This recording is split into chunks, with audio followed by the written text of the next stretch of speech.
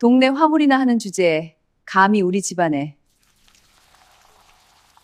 차가운 와인이 하얀 셔츠를 적셨습니다. 호텔 레스토랑의 샹들리에 아래 명품으로 치장한 여자는 승리의 미소를 지었죠. 주변 테이블 손님들이 힐끔거리며 쳐다봤고 웨이터들은 고개를 돌렸습니다. 지방에서 올라온 촌스러운 노인네, 그렇게 보였겠죠.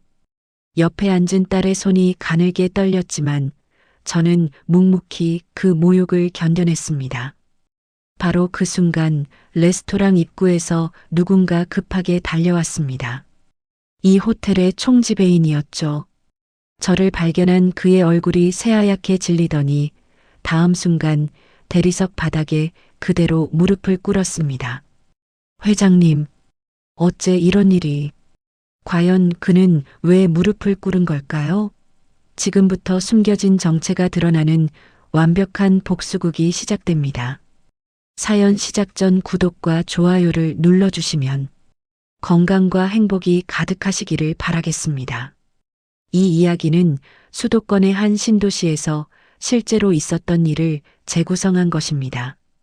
상견례 장소는 회원제 프리미엄 호텔 레스토랑이었습니다.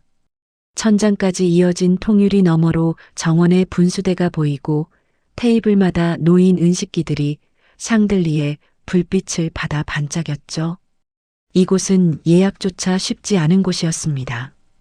회원이거나 회원의 추천을 받아야만 발을 들릴 수 있었습니다.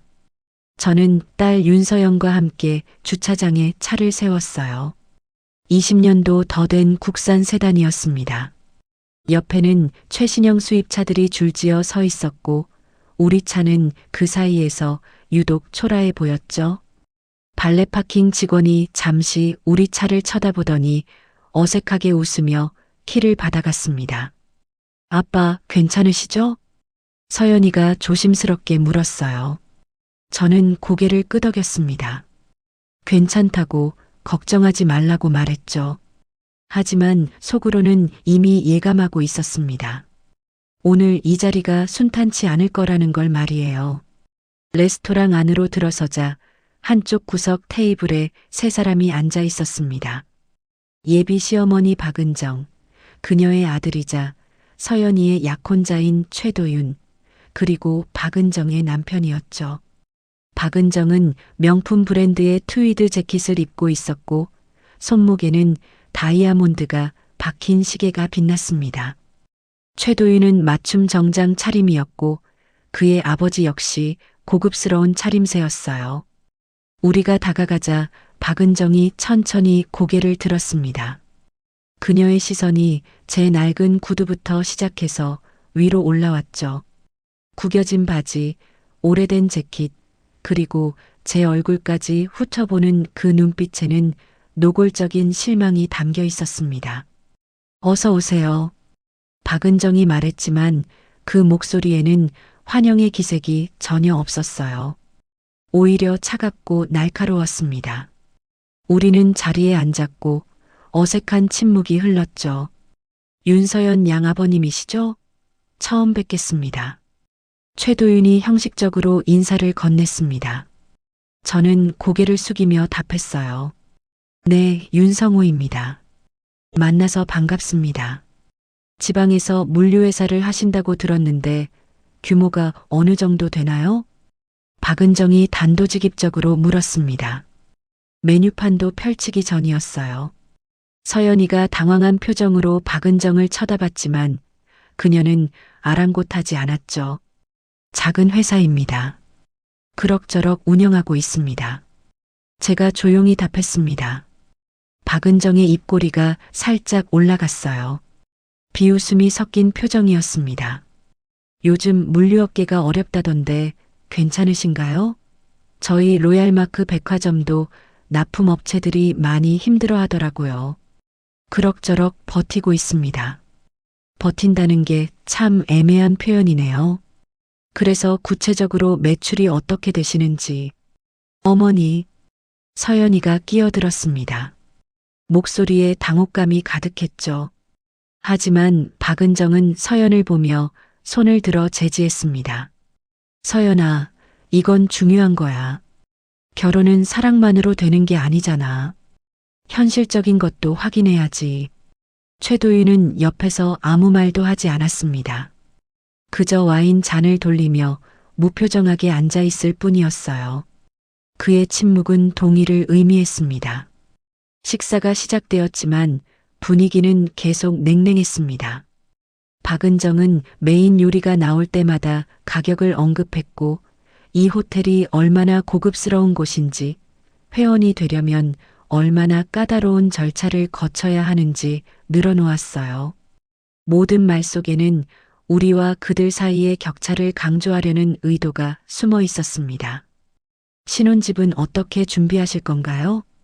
박은정이 다시 물었습니다. 이번에는 더 직접적이었어요. 아직 구체적으로 정하지는. 아직요? 결혼이 3달 남았는데요? 설마 전세라도 얻으려고 하시는 건 아니시죠? 어머니, 저희가 알아서 할게요. 서연이가 다급하게 말했지만 박은정은 코웃음을 쳤습니다. 알아서 한다는 게 뭐야? 도윤이는 우리 회사 이사야. 그에 걸맞은 집에서 살아야지. 최소한 강남권 대형 평수는 되어야 하는 거 아니야? 저는 아무 말도 하지 않았습니다. 말해봐야 소용없다는 걸 알았으니까요. 박은정에게 필요한 건 대화가 아니라 우월감의 확인이었습니다. 바로 그때였어요. 웨이터가 물잔을 채우러 왔고 제가 잠시 고개를 돌리는 사이 팔꿈치가 잔에 닿았습니다. 물이 테이블 위로 쏟아졌고 박은정의 손가락 끝을 적셨죠. 아, 죄송합니다. 제가 재빨리 냅킨을 집어들었습니다. 하지만 박은정은 제 손을 뿌리치며 벌떡 일어섰어요. 어머, 이게 무슨 짓이에요? 그녀의 목소리가 레스토랑 안에 울려 퍼졌습니다. 주변 테이블 사람들이 일제히 우리를 쳐다봤죠. 박은정은 자신의 손을 과장되게 흔들며 냅킨으로 닦아냈습니다. 정말 조심성도 없으시네요. 죄송합니다. 제가 실수를. 괜찮아요. 제가 닦아드릴게요. 박은정이 냅킨을 집어들었습니다. 그리고 제 쪽으로 다가왔죠. 저는 그녀가 테이블을 닦으려는 줄 알았습니다. 하지만 다음 순간 차가운 액체가 제 가슴팍을 적셨어요. 레드 와인이었습니다. 박은정이 와인 잔을 기울여 제 하얀 셔츠에 쏟아부은 거였죠. 붉은 액체가 천천히 번져나갔고 와인 냄새가 코를 찔렀습니다. 어머, 미안해요. 제가 실수로. 박은정이 말했지만 그녀의 얼굴에는 미안함이라곤 찾아볼 수 없었습니다. 오히려 만족스러운 미소가 번지고 있었어요. 레스토랑이 조용해졌습니다. 모든 사람들이 우리를 쳐다보고 있었죠. 서연이는 창백한 얼굴로 떨고 있었고 최도윤은 고개를 돌린 채 못 본 척했습니다. 저는 천천히 냅킨으로 셔츠를 닦았습니다. 손이 떨리지 않도록 애쓰며 분노가 밖으로 새어나가지 않도록 꾹 참았어요. 그리고 조용히 말했습니다. 이 결혼은 여기까지 하겠습니다. 박은정의 얼굴에서 미소가 사라졌습니다. 그녀는 제 말을 제대로 들은 건지 의심하는 표정으로 되물었어요. 뭐라고요? 이 결혼은 없던 일로 하겠습니다. 저는 자리에서 일어났습니다. 서연이가 다급하게 제 팔을 붙잡았죠. 아빠, 잠깐만요. 제발. 서연아, 미안하다. 하지만 아빠는 이 이상 참을 수가 없구나. 서연이의 눈에 눈물이 맺혔습니다. 하지만 저는 고개를 저었어요. 이건 제 결정이었고 바꿀 수 없는 선택이었습니다. 잠깐만요, 윤 선생. 최도윤이 처음으로 입을 열었습니다. 그의 목소리에는 당혹감과 함께 묘한 우월감이 섞여 있었어요. 과민 반응 아니신가요? 어머니께서 실수하신 거잖아요. 이 정도로 결혼을 취소하시겠다는 건 좀 뭡니까? 제가 차갑게 물었습니다. 최도윤은 잠시 머뭇거리다가 말했죠. 유치하다는 겁니다. 어른이 그렇게 감정적으로 행동하시면 곤란하죠. 유치한 건 누구입니까? 저를 내내 무시하고 깎아내리던 사람들이 저더러 어른답게 행동하라고요? 레스토랑 안이 다시 조용해졌습니다. 저는 주머니에서 지갑을 꺼내 테이블 위에 카드를 올려놓았어요. 오늘 식사값은 제가 내겠습니다. 서연아, 가자. 윤성호 씨, 박은정이 날카로운 목소리로 불렀습니다. 저는 돌아보지 않았어요. 그녀의 목소리가 뒤에서 계속 들려왔습니다. 지방 물류나 하는 주제에 감히 우리한테 이래? 당신 같은 사람이 우리 도윤이한테 얼마나 큰 기회였는데. 저는 멈춰섰습니다. 천천히 뒤를 돌아봤죠. 박은정은 팔짱을 낀 채 저를 노려보고 있었습니다. 기회요? 그래요, 기회. 로얄마크 백화점 이사 집안이랑 혼사를 맺는 게 얼마나 대단한 일인데. 당신네 시골 물류회사가 평생 벌어도 우리 백화점 한층 매출도 못 따라갈 거예요. 주변에서 웅성거리는 소리가 들렸습니다. 사람들이 수군거리며 우리를 쳐다봤어요. 누군가는 휴대폰을 꺼내 들었습니다. 그렇게 생각하신다면 더 이상 할 말이 없군요. 좋은 저녁 되십시오. 저는 서연이의 손을 잡고 레스토랑을 나왔습니다. 복도를 지나 로비로 향하는 동안 서연이는 계속 흐느꼈어요. 하지만 저는 한 번도 뒤를 돌아보지 않았습니다. 주차장에서 차에 올라탄 뒤에야 서연이가 말했습니다. 아빠, 미안해요. 제가 잘못했어요. 내가 무슨 잘못을 했니? 제가 도윤이를 잘못 봤어요. 그 사람도 그 집안도 전부 제가 잘못 판단한 거예요. 저는 서연이의 머리를 쓰다듬었습니다. 괜찮다. 지금이라도 알게 된 게 다행이야. 결혼하고 나서 알았으면 더 힘들었을 거야. 하지만 아빠가 저 때문에 모욕을 당하셨잖아요. 모욕은 당하는 사람이 느끼는 거야. 나는 아무렇지도 않다. 거짓말이었습니다. 화가 났고 모욕감도 느꼈어요. 하지만 딸 앞에서 그걸 드러내고 싶지 않았습니다. 집으로 돌아오는 길 서연이의 휴대폰이 계속 울렸습니다. 최도윤이었죠. 하지만 서연이는 받지 않았어요. 대신 차창 밖을 바라보며 조용히 눈물을 흘렸습니다. 이틀 뒤 일이 터졌습니다. 온라인 커뮤니티에 영상 하나가 올라온 거예요. 제목은 이랬습니다. 지방 사기꾼, 명문가 상견례에서 추태 부리다 쫓겨나. 영상 속에는 제가 물을 쏟고 박은정이 당황하는 장면이 담겨 있었습니다. 하지만 편집되어 있었어요. 박은정이 와인을 제게 쏟는 장면은 잘려나갔고 제가 일방적으로 화를 내며 자리를 박차고 나가는 것처럼 보였죠. 댓글이 수백 개 달렸습니다. 저런 인간이 결혼하겠다고?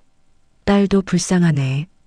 역시 지방 사람들은 예의가 없어. 명문가 집안에 기생하려고 했다가 들통난 거 아님? 로얄마크 백화점 집안이면 엄청난데 저런 사기꾼을 조심해야지. 서연이가 울면서 전화했습니다. 아빠, 이거 도윤이 엄마가 퍼뜨린 거예요. 제가 도윤이한테 전화했더니 어머니가 직접 찍으신 거래요. 아빠를 사기꾼으로 만들려고. 알고 있다. 아빠 어떻게 해요? 이거 다들 믿고 있어요. 회사 사람들도 친구들도. 괜찮다. 신경 쓰지 마라. 괜찮을 리가 없잖아요. 서연이의 목소리가 떨렸습니다. 저는 침착하게 말했어요. 서연아, 아빠를 믿어라. 다 괜찮아질 거야. 전화를 끊고 나서 저는 오랫동안 창밖을 바라봤습니다. 영상은 계속 퍼져나갔고 악성 댓글은 늘어만 갔어요. 제 이름도 거론되기 시작했습니다. 누군가 신상을 털어낸 거죠. 하지만 저는 아무 대응도 하지 않았습니다. 해명하지도 반박하지도 않았어요. 그저 조용히 지켜봤습니다. 일주일 뒤 서연이가 집을 찾아왔습니다. 약혼 반지를 손에 쥐고 있었어요. 아빠, 왔구나. 저, 도윤이한테 반지 돌려줬어요. 정식으로 파혼했어요. 잘했다. 서연이가 제 앞에 무릎을 꿇었습니다. 아빠, 정말 죄송해요. 제가 너무 어리석었어요. 사람을 겉모습만 보고 판단했어요. 도윤이가 좋은 직장 다니고 좋은 집안이라고 해서 그게 전부인 줄 알았어요. 저는 서연이를 일으켜 세웠습니다. 이제 알았으면 됐어. 사람의 가치는 겉모습이 아니라 다른 사람을 어떻게 대하는지에 있다는 걸 말이야. 아빠는 화 안 나세요? 화는 나지. 하지만 그 사람들한테 화를 내봐야 소용없어. 그들은 자기들이 뭘 잘못했는지조차 모를 테니까. 그럼 이대로 당하고만 계실 건가요? 저는 잠시 침묵했습니다. 그리고 천천히 말했어요. 서연아, 아빠가 사실 너한테 말 안 한 게 있다. 네, 아빠가 그냥 작은 물류회사 대표가 아니란다. 서연이가 눈을 크게 떴습니다. 저는 책상 서랍을 열어 명함 하나를 꺼냈어요. 거기에는 이렇게 적혀 있었습니다. 한림그룹 창업 회장 윤성호. 아빠가 한림그룹? 서연이의 목소리가 떨렸습니다. 한림그룹은 국내 유통과 물류, 항만을 아우르는 대기업이었어요.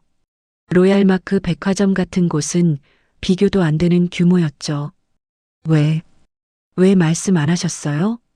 내가 있는 그대로의 사람을 보고 사랑하기를 바랐어. 재산이나 지위 때문이 아니라 말이야. 그래서 일부러 숨긴 거다. 그럼 도윤이도 아무것도 몰랐지. 내가 말 안 했으니까. 서연이가 입을 막았습니다. 그리고는 작게 웃었어요. 허탈한 웃음이었습니다. 아빠, 이제 어떻게 하실 거예요? 저는 창밖을 바라봤습니다. 해가 지고 있었어요. 가만히 있을 생각은 없다. 하지만 감정적으로 복수하지는 않을 거야. 다만, 존엄을 짓밟은 대가는 치르게 할 거다. 조용히 그리고 정확하게. 다음 날 아침 저는 한림그룹 본사로 출근했습니다.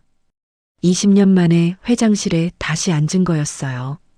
명예회장으로 물러난 뒤로는 주로 집에서 지냈거든요. 경영은 전문 경영인에게 맡기고 저는 뒤에서 큰 방향만 잡아주는 역할을 했습니다. 비서실장 김태준이 들어왔습니다. 50대 후반의 노련한 사람이었죠. 회장님, 오랜만에 출근하셨습니다. 그래, 앉게. 김태준이 자리에 앉았습니다.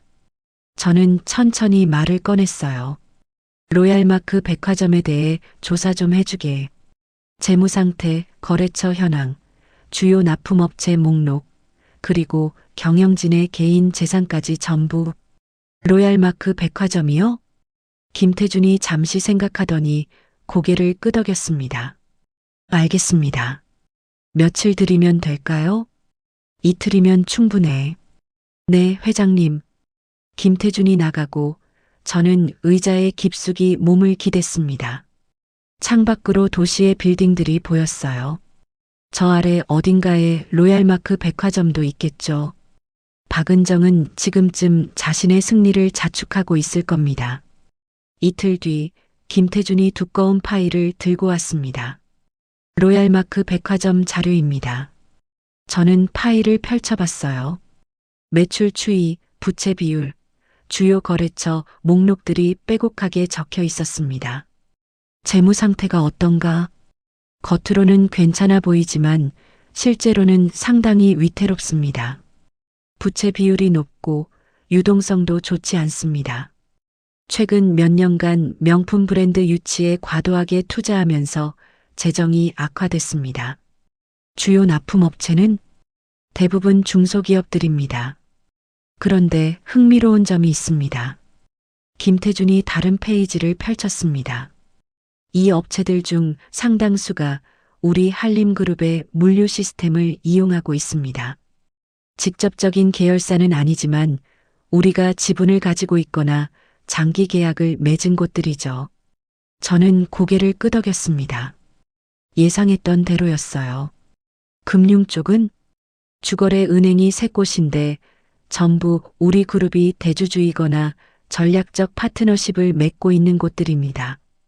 현재 로얄마크 백화점은 운영자금 대출과 시설투자 대출로 약 500억 원을 빌려 쓰고 있습니다. 박은정 개인은 남편 명의로 된 고급 아파트 2채, 외제차 3대, 그리고 해외 부동산이 있습니다. 하지만 대부분 대출 끼고 산 거라 실제 순자산은 생각보다 많지 않습니다. 게다가 김태준이 잠시 말을 멈췄습니다. 게다가 비자금 정황이 포착됐습니다. 백화점 매출을 일부 빼돌려서 개인 계좌로 돌린 흔적이 있습니다. 정확한 금액은 더 조사해봐야 알겠지만 최소 수십억 원대로 추정됩니다. 저는 파일을 덮었습니다.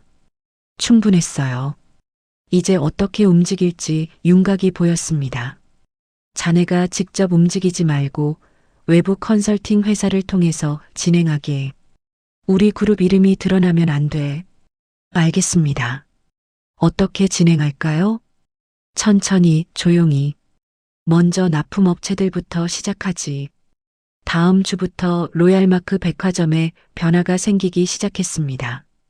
가장 먼저 주요 납품업체 3곳이 계약 갱신을 거부했어요.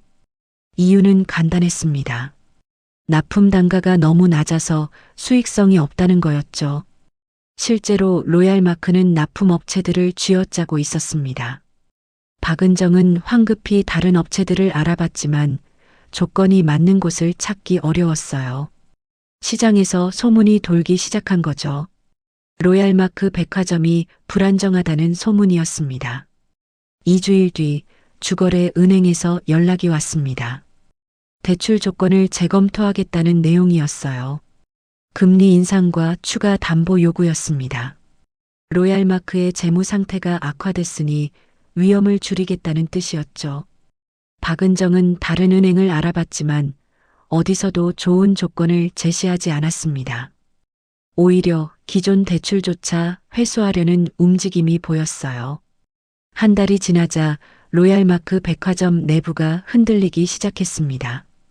직원들 사이에서 불안감이 퍼졌고 일부 부서장들이 사표를 냈어요. 명품 브랜드 매장 몇 곳도 계약을 갱신하지 않겠다고 통보했습니다. 저는 매주 김태준에게서 보고를 받았습니다. 하지만 직접 나서지는 않았어요. 모든 게 자연스럽게 시장 논리에 따라 움직이는 것처럼 보이게 했습니다. 어느 날 저녁 서연이가 전화했습니다. 아빠, 로얄마크 백화점이 요즘 힘들다는 소문 들었어요. 그래. 혹시 아빠는 아무것도 안 했어. 그냥 시장이 움직이는 거지. 거짓말은 아니었습니다. 저는 직접 손을 쓰지 않았으니까요. 다만 시장이 제대로 작동하도록 환경을 만들어줬을 뿐이었습니다. 도윤이가 저한테 연락했어요. 뭐라고 하던가 도와달라고요. 백화점이 어려워졌는데 혹시 아빠한테 부탁해 줄 수 있냐고. 저는 쓴웃음을 지었습니다. 뭐라고 답했니? 거절했어요. 그리고 다시는 연락하지 말라고 했어요. 잘했다. 아빠, 이제 그만하시면 안 돼요? 충분히 혼났잖아요. 서연아. 저는 잠시 말을 멈췄습니다. 그리고 천천히 말했어요. 이건 복수가 아니야. 그들이 원래 해야 했던 대가를 치르는 거야. 사람을 함부로 대한 것, 거짓으로 명예를 훼손한 것, 그리고 자신들의 잘못을 전혀 반성하지 않은 것에 대한 대가지. 하지만 걱정하지 마라. 아빠는 감정적으로 움직이지 않아. 다만 정당한 일이 일어나도록 할 뿐이야. 전화를 끊고 저는 다시 창밖을 바라봤습니다. 도시의 불빛들이 하나둘 켜지고 있었어요. 박은정은 아직도 제가 누군지 모를 겁니다. 자신들이 왜 이런 일을 겪는지도 이해하지 못할 거예요. 하지만 곧 알게 될 겁니다. 이틀 뒤 김태준이 급하게 찾아왔습니다. 회장님, 국세청에서 로얄마크 백화점에 대한 세무조사를 시작했습니다. 우리가 요청한 건가? 아닙니다. 자발적으로 시작한 것 같습니다. 아마 비자금 정황이 여러 경로로 포착된 모양입니다. 저는 고개를 끄덕였습니다. 예상했던 수순이었어요. 그리고 하나 더 있습니다. 뭔가 다음 주 토요일 한림그룹 주최 자선 파티가 있지 않습니까? 초대 명단에 로얄마크 백화점 경영진이 포함돼 있습니다. 누가 초대했나? 작년에 미리 발송된 초대장입니다. 매년 관례적으로 보내는 거라. 저는 잠시 생각했습니다. 그리고 천천히 미소를 지었어요. 그대로 두게. 오면 오는 거고 안 오면 안 오는 거지. 알겠습니다. 자선 파티는 한림그룹이 매년 여는 행사였습니다. 재계 인사들과 정치인들, 유명 인사들이 모이는 자리였죠. 그곳에서 박은정을 만나게 될지도 모른다는 생각이 들었습니다. 그렇게 된다면 그때가 모든 게 드러나는 순간이 될 겁니다. 토요일 저녁 한림그룹이 소유한 그랜드 컨벤션홀에는 화려한 조명이 켜졌습니다. 자선 파티는 매년 수백 명의 귀빈들이 참석하는 대규모 행사였어요. 입구부터 고급 승용차들이 줄지어 섰고 정장과 드레스를 차려입은 사람들이 하나둘 들어오고 있었습니다. 저는 일부러 늦게 도착했습니다. 김태준이 옆에서 말했어요. 회장님, 로얄마크 백화점 측에서 참석 확인이 왔습니다. 박은정 이사와 최도윤 이사가 함께 온다고 합니다. 그래. 그들이 회장님을 알아볼까요? 모르겠지. 사진 한 장 제대로 본 적도 없을 테니까. 한림그룹 회장으로서의 제 모습은 언론에 거의 노출되지 않았습니다. 일부러 그렇게 해왔어요. 공식 석상에도 잘 나가지 않았고 사진 촬영도 최소화했습니다.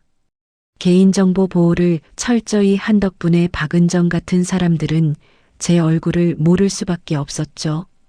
홀 안으로 들어서자 웅장한 샹들리에와 거대한 무대가 보였습니다. 사람들은 삼삼오오 모여 담소를 나누고 있었어요. 곳곳에서 제게 인사하는 사람들이 있었지만 저는 짧게 고개만 끄덕이고 지나쳤습니다. 한쪽 구석 테이블에 박은정과 최도윤이 앉아 있었습니다. 박은정은 화려한 드레스를 입고 있었고 최도윤은 맞춤 턱시도 차림이었어요. 두 사람 모두 주변을 두리번거리며 누군가를 찾는 듯 했습니다. 저 사람들 표정 좀 보게. 김태준이 작게 말했습니다. 저도 봤어요. 박은정의 얼굴에는 긴장감이 역력했습니다.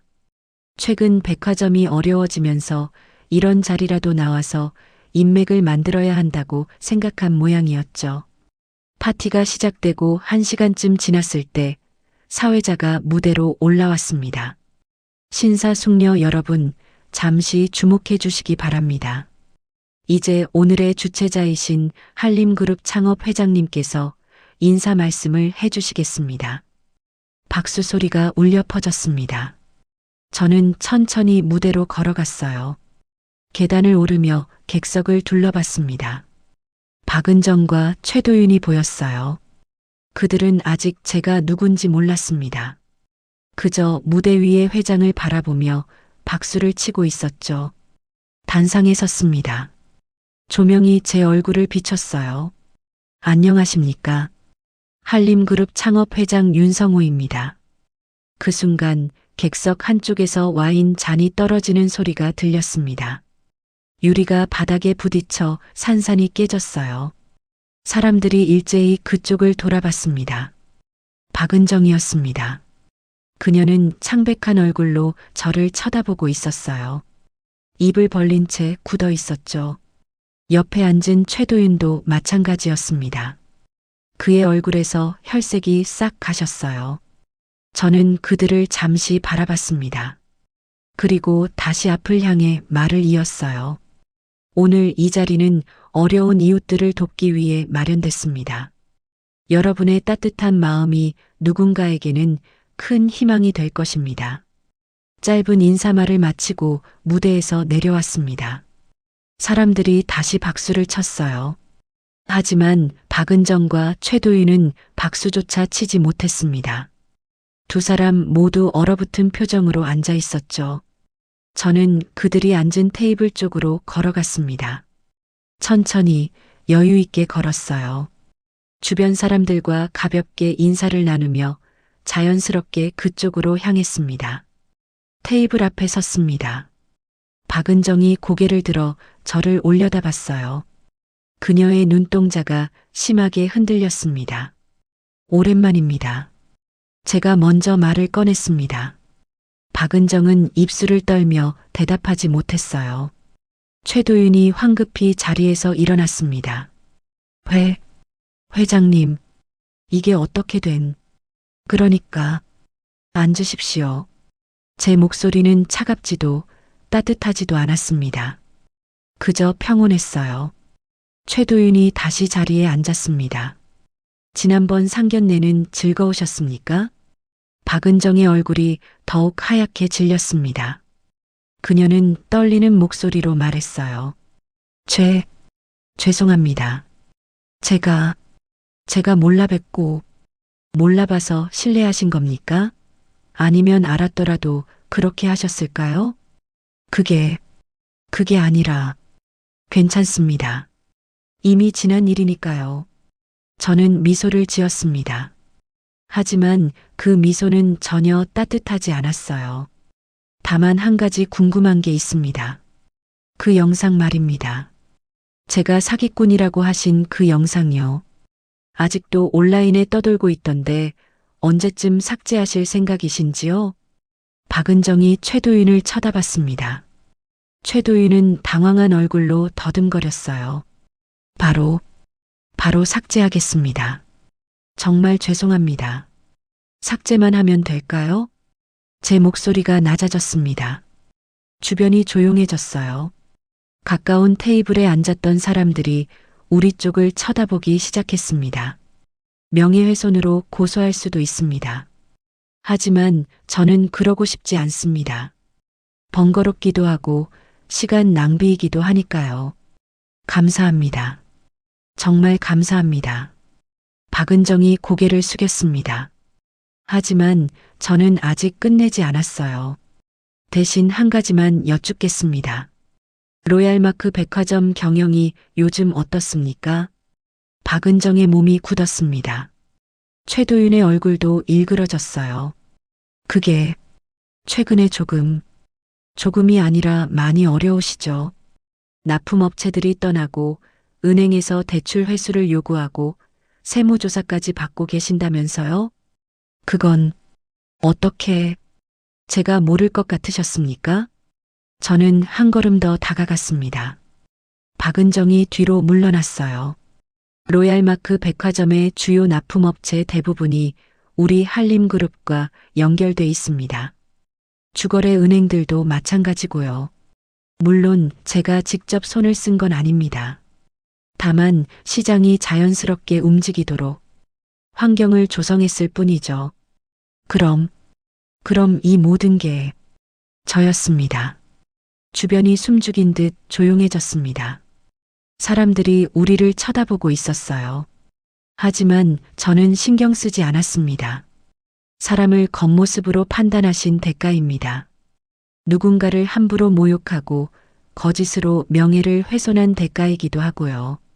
박은정이 무릎을 꿇으려 했습니다. 하지만 저는 손을 들어 제지했어요. 일어나십시오. 여기서 무릎 꿇으실 필요 없습니다. 회장님, 제발 살려주십시오. 제가 잘못했습니다. 정말 잘못했어요. 살려달라는 게 무슨 뜻입니까? 저는 누구도 죽이지 않았습니다. 다만 정당한 대가를 받고 있을 뿐이죠. 최도윤이 떨리는 목소리로 말했습니다. 회장님, 기회를 주십시오. 한 번만 용서해 주신다면. 용서요? 저는 고개를 가로저었습니다. 용서는 잘못을 뉘우치는 사람에게 하는 겁니다. 당신들은 진심으로 뉘우치고 있습니까? 아니면 그저 공경에 빠졌으니 빠져나가고 싶은 겁니까? 두 사람은 대답하지 못했습니다. 저는 더 이상 할 말이 없었습니다. 천천히 돌아서서 그 자리를 떠났어요. 뒤에서 박은정이 흐느끼는 소리가 들렸지만 돌아보지 않았습니다. 김태준이 다가왔습니다. 회장님, 괜찮으십니까? 괜찮네. 이제 끝난 겁니까? 저는 고개를 저었습니다. 아니야. 이제 시작일 뿐이야. 자선 파티가 끝난 다음 날 로얄마크 백화점은 더욱 큰 혼란에 빠졌습니다. 파티에서 있었던 일이 제게에 빠르게 퍼졌어요. 한림그룹 회장이 직접 나서서 로얄마크를 압박하고 있다는 소문이었죠. 납품업체들은 완전히 등을 돌렸습니다. 은행들도 마찬가지였어요. 이제는 한림그룹 회장의 뜻을 거스르고 싶어 하는 곳이 없었습니다. 로얄마크 백화점은 사면 초가에 몰렸어요. 박은정은 필사적으로 움직였습니다. 이곳저곳에 연락하며 도움을 청했지만 아무도 손을 내밀지 않았어요. 오히려 기존 거래처들마저 서둘러 손을 떼기 시작했습니다. 일주일 뒤 김태준이 보고를 가지고 왔습니다. 회장님, 로얄마크 측에서 움직임이 있습니다. 어떤 움직임인가? 언론 플레이를 시도하고 있습니다. 몇몇 기자들을 접촉해서 재벌의 갑질이라는 프레임을 씌우려는 것 같습니다. 저는 예상했다는 듯 고개를 끄덕였습니다. 그럴 줄 알았어. 궁지에 몰리면 여론을 이용하려고 하지. 대응하시겠습니까? 아니, 그냥 두게. 오히려 더 많이 떠들게 내버려 두는 게 좋아. 하지만 회장님, 이미 몇몇 온라인 매체에서 기사가 나가기 시작했습니다. 김태준이 태블릿을 꺼내 보여줬습니다. 기사 제목들이 보였어요. 한림그룹 회장, 개인 감정으로 중소기업 압박, 상견례 불발의 앙심, 대기업 갑질 논란, 로얄마크 백화점, 한림그룹의 표적이 되다. 댓글들도 달리기 시작했습니다. 역시 재벌들은 다 똑같네. 개인적인 감정으로 회사를 망가뜨리다니. 이래서 대기업이 무서운 거야. 하지만 저는 전혀 당황하지 않았습니다. 김 실장, 우리 쪽 자료는 준비됐나? 네, 회장님. 원본 영상, 로얄마크의 비자금 증거, 탈세 자료, 그리고 박은정이 유포한 편집 영상의 원본까지 전부 확보했습니다. 좋아. 하지만 아직은 공개하지 말게. 그들이 더 떠들게 놔두자고. 알겠습니다. 며칠이 지나자 언론 플레이는 더욱 거세졌습니다. 박은정은 직접 인터뷰에도 응했어요. 눈물을 흘리며 한림그룹의 횡포를 호소했습니다. 저희는 그저 평범한 중소기업입니다.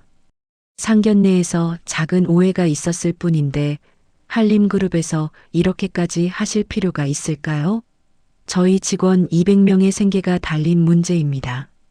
인터뷰 영상이 뉴스와 SNS를 통해 퍼져나갔습니다. 여론이 조금씩 로얄마크 쪽으로 기울기 시작했어요. 서연이가 걱정스러운 목소리로 전화했습니다. 아빠, 기사들 보셨어요? 사람들이 아빠를 나쁘게 말하고 있어요. 알고 있다.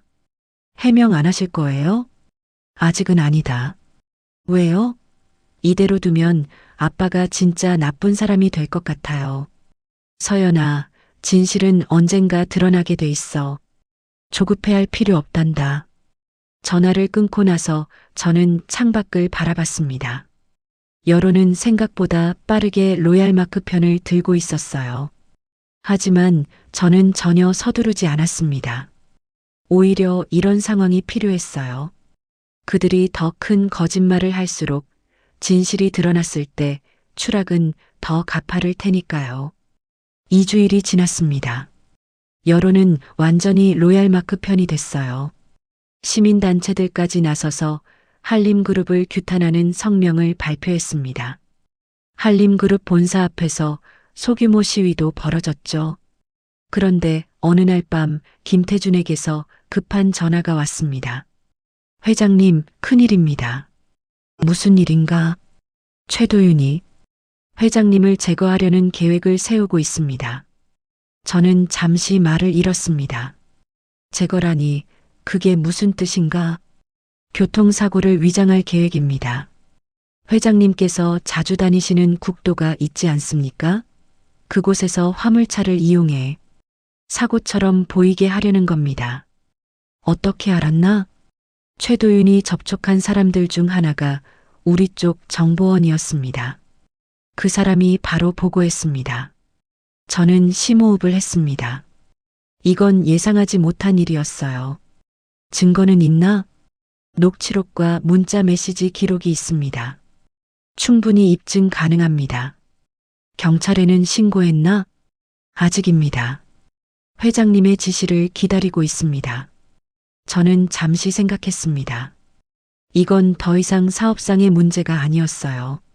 범죄였습니다. 김 실장, 내일 아침 기자회견을 준비하게. 그리고 경찰에 정식으로 고소장을 접수하게. 알겠습니다. 우리가 가지고 있는 모든 증거를 공개할 거야. 더 이상 기다릴 필요가 없어. 다음 날 오전 한림그룹 본사 대강당에서 긴급 기자회견이 열렸습니다. 수십 명의 기자들이 몰려들었어요. 카메라 플래시가 터지고 기자들이 웅성거렸습니다. 저는 단상에 섰습니다. 준비된 자료들이 스크린에 띄워질 준비를 하고 있었어요. 안녕하십니까? 한림그룹 윤성호입니다. 기자들이 조용해졌습니다. 저는 천천히 말을 시작했어요. 최근 언론을 통해 저와 한림그룹에 대한 많은 이야기들이 나왔습니다. 대부분 사실과 다른 내용이었습니다. 오늘 이 자리에서 모든 진실을 밝히고자 합니다.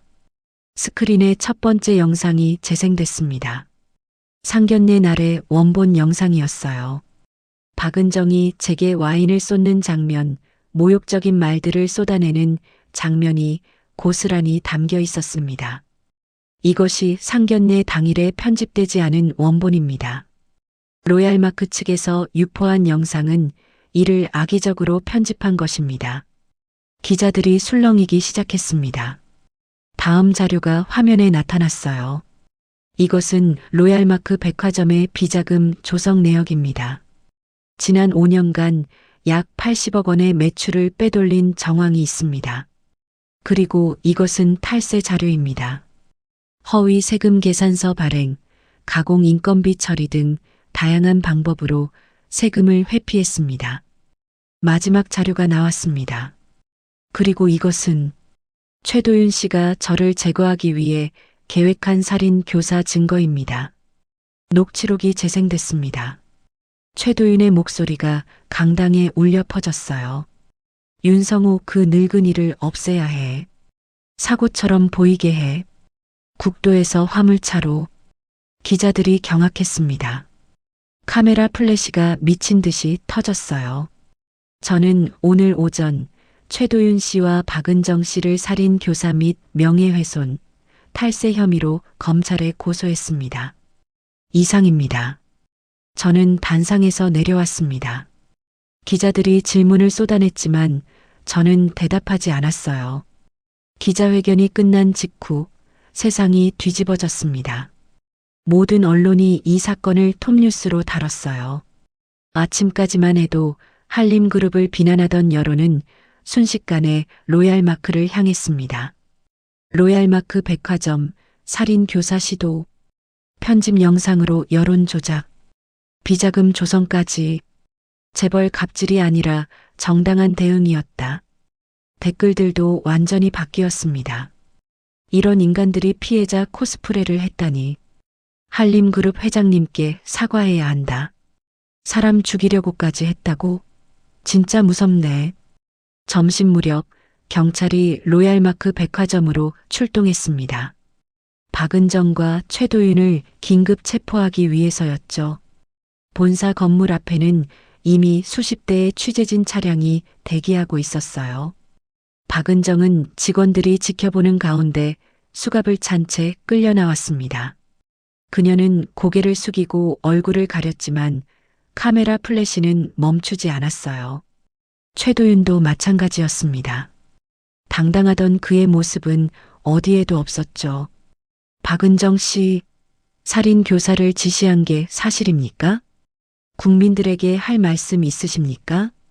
편집 영상을 유포한 이유가 뭡니까? 기자들이 질문을 쏟아냈지만 두 사람은 아무 대답도 하지 않았습니다. 경찰차 뒷문이 닫히고 사이렌 소리와 함께 차가 출발했어요. 그날 저녁 서연이가 집으로 찾아왔습니다. 눈이 퉁퉁 부어 있었어요. 아빠, 왔구나. 뉴스 봤어요. 도윤이가 아빠를. 서연이는 말을 잇지 못하고 울음을 터뜨렸습니다. 저는 딸을 끌어안았어요. 괜찮다. 아무 일도 일어나지 않았잖니. 제가 그런 사람을 사랑했다는 게 믿기지 않아요. 어떻게 사람을 죽이려고까지 생각할 수 있죠? 궁지에 몰리면 사람은 이성을 잃게 돼. 특히 자기가 잃을 게 많다고 생각하는 사람들은 더 그래. 아빠는 무섭지 않으셨어요? 저는 잠시 침묵했습니다. 솔직히 말하면 무섭지 않았다고 할 수 없었어요. 내 목숨을 노린다는 사실을 알았을 때 등골이 서늘했습니다. 무서웠지. 하지만 더 무서운 건 그들이 아무런 죄책감도 느끼지 않는다는 거였어. 이제 다 끝난 거죠? 아니, 아직 재판이 남았어. 하지만 가장 힘든 부분은 지나갔다. 며칠 뒤 검찰이 두 사람을 정식 기소했습니다. 혐의는 살인 교사, 명예훼손, 특정경제범죄 가중처벌법 위반, 조세포탈 등 여러 가지였어요. 각각의 혐의만으로도 중형이 예상되는 사안들이었습니다. 로얄마크 백화점은 급속도로 무너졌습니다. 이사진이 전원 사퇴했고 직원들은 대량 퇴사했어요.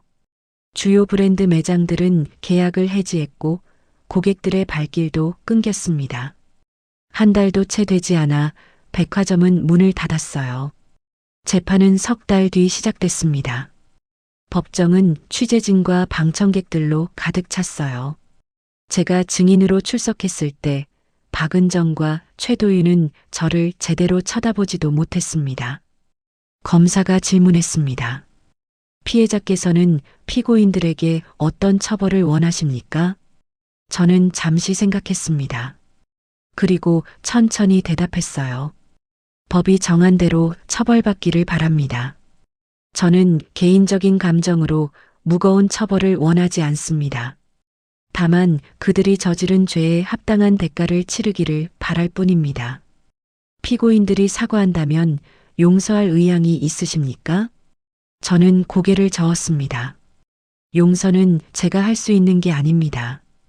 그들이 진심으로 뉘우치고 자신의 잘못을 깨달았을 때 스스로에게 용서를 구해야 하는 거죠. 재판부가 피고인들에게 최후 진술 기회를 줬습니다. 박은정이 일어섰어요. 그녀의 얼굴은 수척했고 머리카락은 헝클어져 있었습니다. 재판장님, 그리고 윤성우 회장님, 진심으로 사죄드립니다. 박은정의 목소리가 떨렸습니다. 제가 너무 어리석었습니다. 사람을 겉모습으로 판단하고 오만했고 교만했습니다. 제 잘못으로 수많은 사람들이 피해를 입었고 무엇보다 한 분의 목숨을 빼앗으려 했습니다. 그녀는 울먹이기 시작했어요. 변명하지 않겠습니다. 모든 게 제 잘못이고 제 아들 도윤이를 그렇게 키운 것도 제 책임입니다. 어떤 처벌도 달게 받겠습니다. 최도윤도 일어났습니다. 저도 죄송합니다. 제가 사람을 죽이려고까지 생각했다는 게 지금도 믿기지 않습니다. 당시에는 너무 절박했고 이성을 잃었습니다. 그는 저를 향해 고개를 숙였어요. 윤 회장님께 용서를 구할 자격조차 없다는 걸 압니다.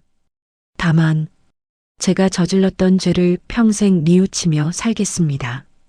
재판장이 판결문을 낭독했습니다. 피고인 박은정은 살인 교사, 명예훼손, 특정경제범죄 가중처벌법 위반 등의 죄로 징역 7년을 선고한다. 피고인 최도윤은 살인 교사 미수, 명예훼손 방조 등의 죄로 징역 5년을 선고한다. 방청석에서 탄식이 흘러나왔습니다. 박은정이 주저앉으며 울음을 터뜨렸어요.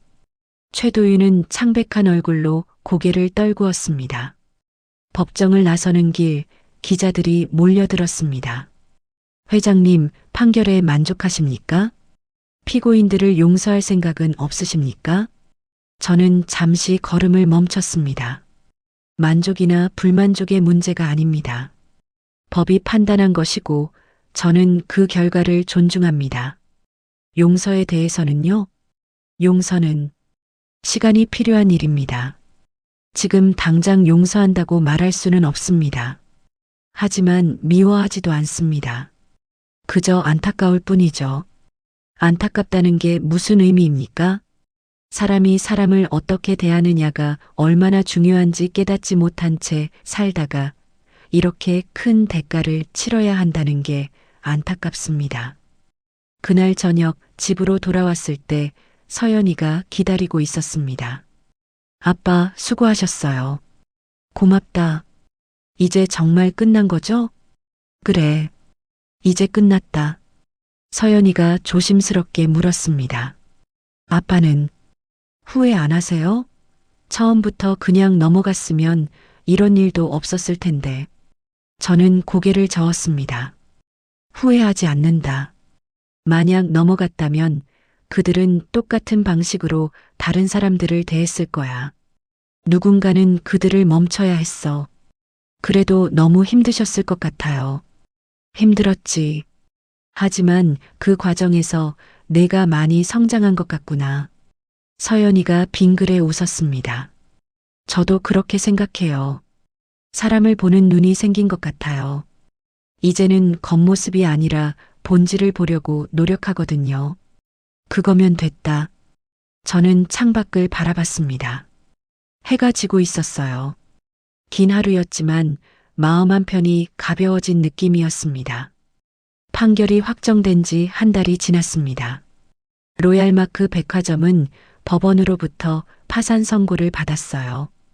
건물은 경매에 넘어갔고 직원들은 뿔뿔이 흩어졌습니다.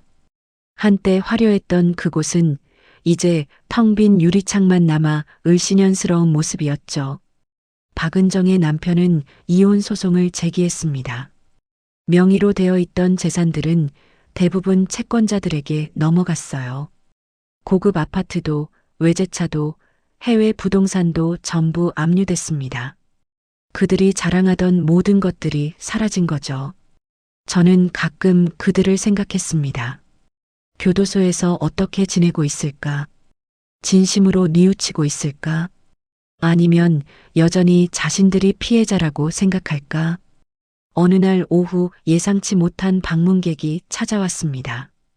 박은정의 남편이었어요. 수척한 얼굴에 초라한 옷차림이었습니다. 한때 명품으로 치장했던 모습은 어디에도 없었죠. 윤 회장님, 찾아뵙게 해주셔서 감사합니다. 그는 깊숙이 고개를 숙였습니다. 저는 그를 응접실로 안내했어요. 무슨 일로 오셨습니까? 사과드리러 왔습니다. 그리고 부탁 하나 드리려고요. 부탁이요? 그는 주머니에서 낡은 봉투를 꺼냈습니다. 이건 은정이가, 아니, 박은정이 교도소에서 쓴 편지입니다.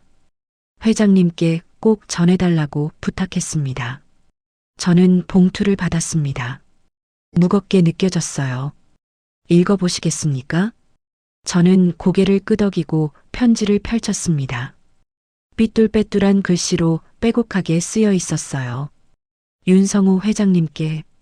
이 편지를 쓰기까지 정말 오래 고민했습니다. 무슨 말을 해도 변명처럼 들릴까봐, 그리고 제가 용서를 구할 자격이 있는지조차 확신이 서지 않아서였습니다. 하지만 이 말만은 꼭 전해야겠다고 생각했습니다. 죄송합니다. 진심으로, 정말 진심으로 사죄드립니다. 교도소에 들어온 뒤로 매일 그날을 떠올립니다. 호텔 레스토랑에서 회장님께 와인을 쏟던 그 순간, 편집된 영상을 유포하던 그 순간, 그리고 제 아들이 회장님을 해치려 한다는 것을 알면서도 막지 못했던 그 순간들을 말입니다. 저는 왜 그랬을까요? 왜 사람을 겉모습으로 판단했을까요? 왜 제가 가진 것들이 저를 더 나은 사람으로 만든다고 착각했을까요? 여기 와서 깨달았습니다. 제가 평생 추구했던 것들이 얼마나 허망한 것들이었는지, 명품, 재산, 지위, 그런 것들이 사람의 가치를 만드는 게 아니라는 걸요. 회장님께서 상견례 자리에서 낡은 차를 타고 오셨을 때 저는 속으로 비웃었습니다. 저 사람은 우리와 다르다고, 우리보다 못하다고 생각했습니다. 하지만 진짜 다른 건, 진짜 못한 건 바로 저였습니다. 회장님께서는 사람을 대하는 태도에서, 말투에서, 행동에서 진짜 품격을 보여주셨습니다.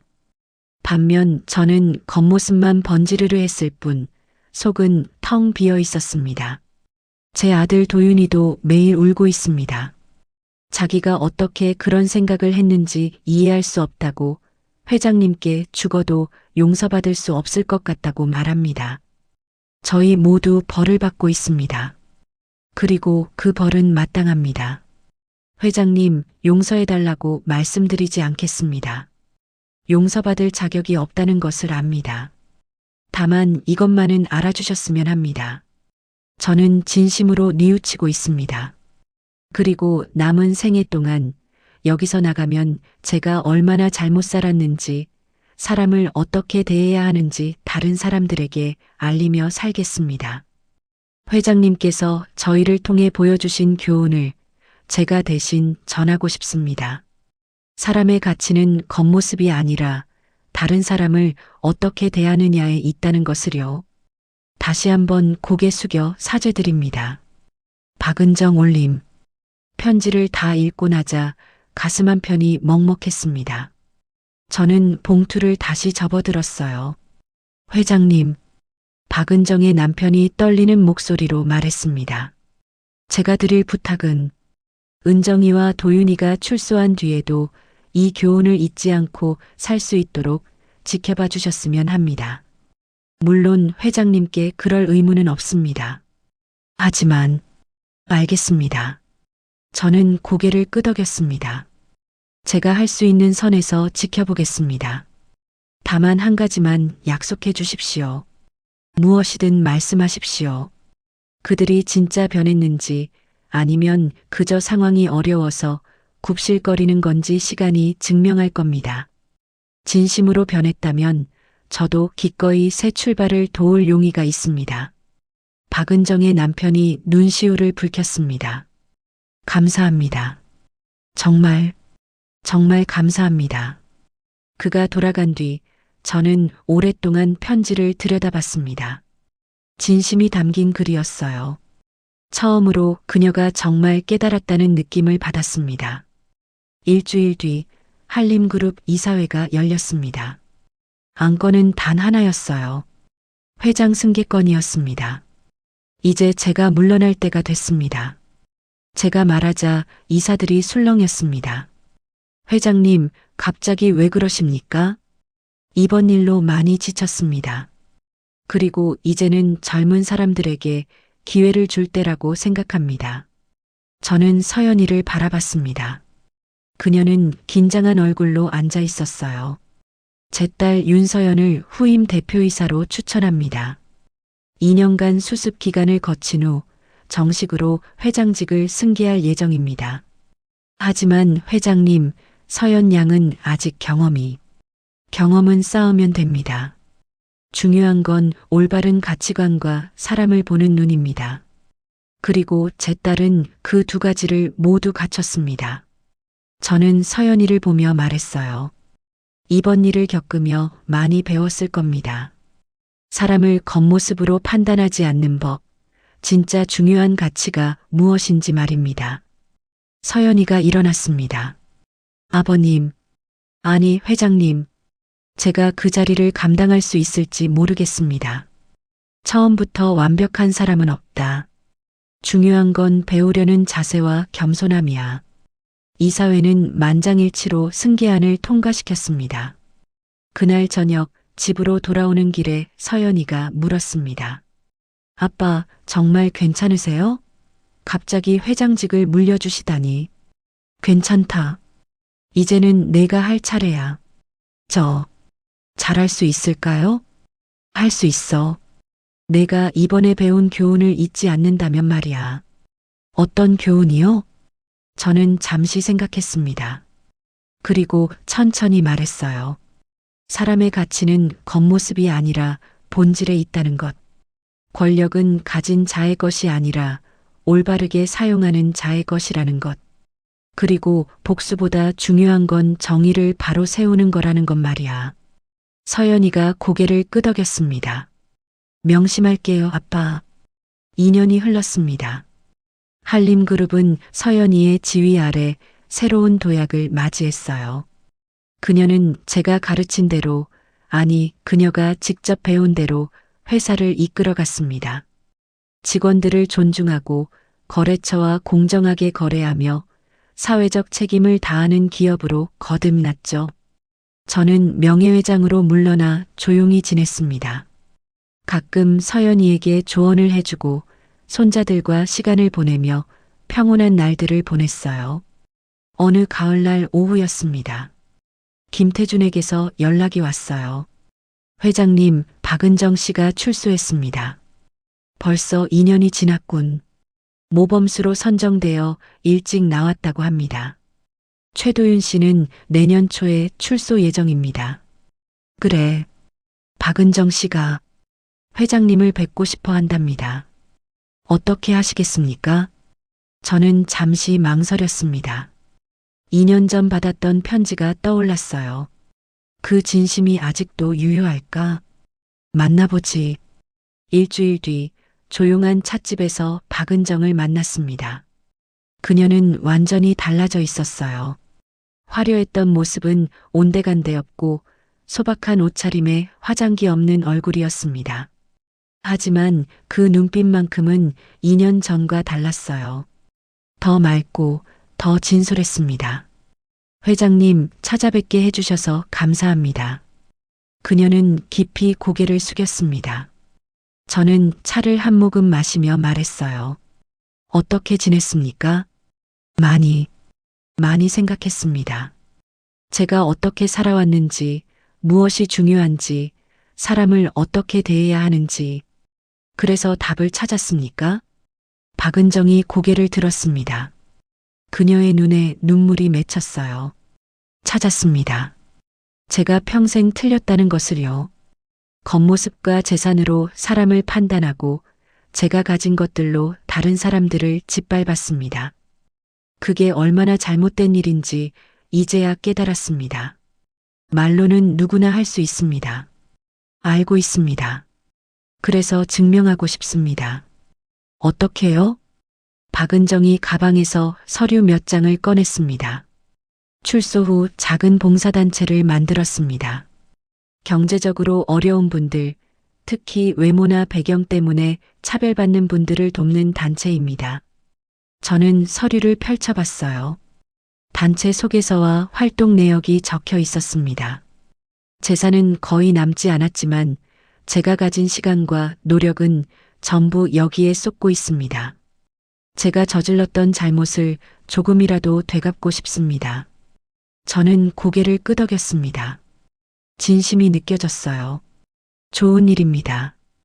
회장님, 용서해 주시겠습니까? 박은정의 목소리가 떨렸습니다. 저는 잠시 침묵했어요.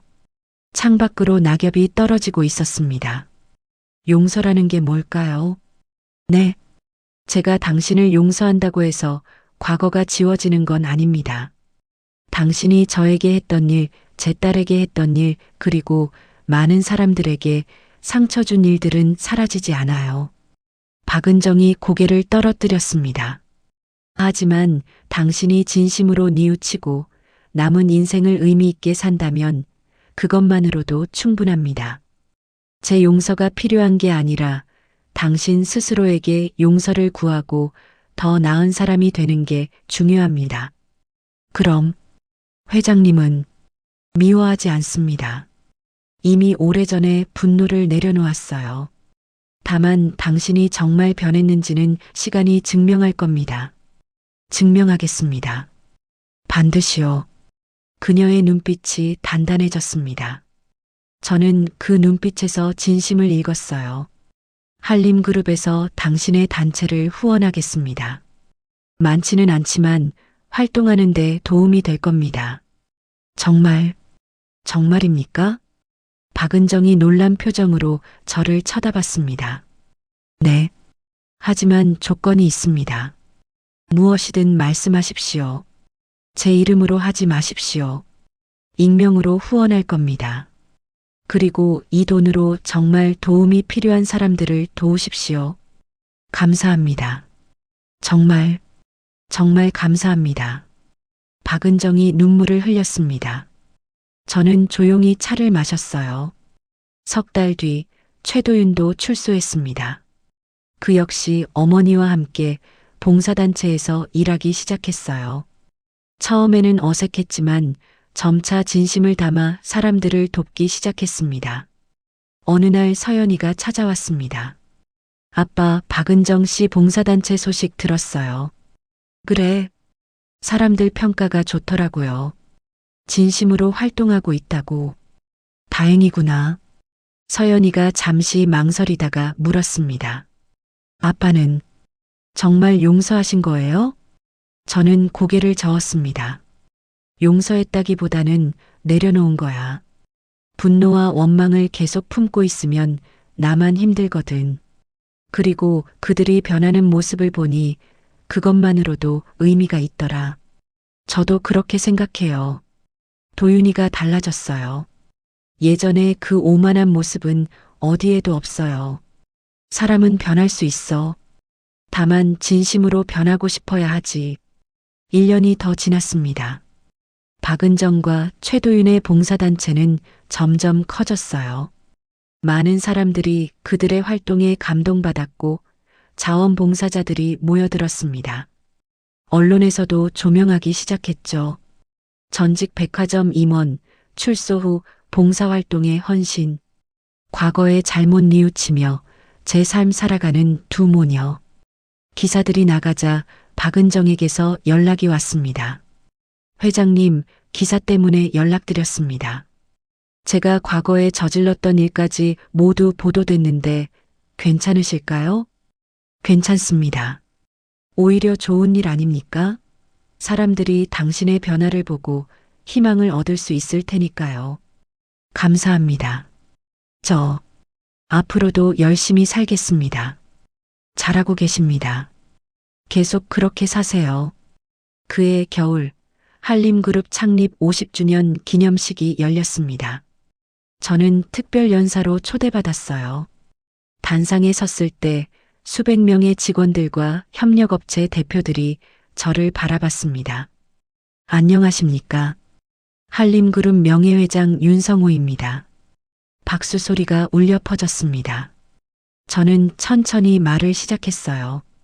50년 전 작은 물류회사로 시작했던 한림이 이렇게 성장했습니다.